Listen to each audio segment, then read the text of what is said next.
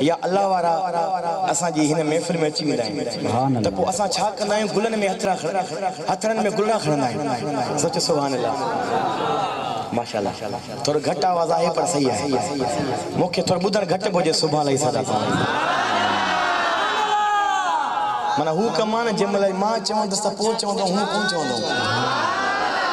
پویار جے دوست اوت متے کے سبحان اللہ صدا رکھا ہاں یتر ہیں دیدار کرایو اج لوئن میں بیڑو نا لوئن کے چھدے اج میں وہ عشق میں تو متے کرے سبحان اللہ صدا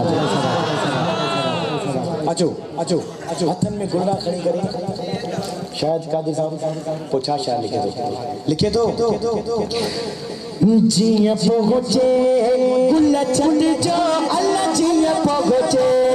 گل چھڑ جو یار بتا یار ہتے اچڑو جیاں پہنچے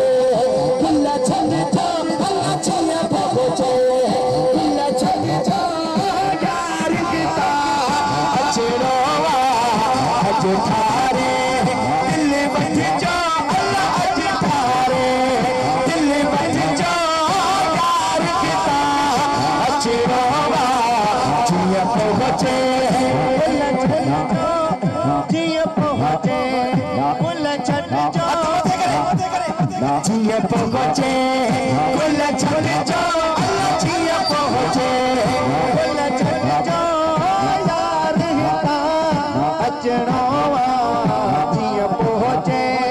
گل چھڑ جو اللہ جیاں پہنچے گزرن میں کی گن تھے تھوڑو پاسے تھی جو پی گن تھے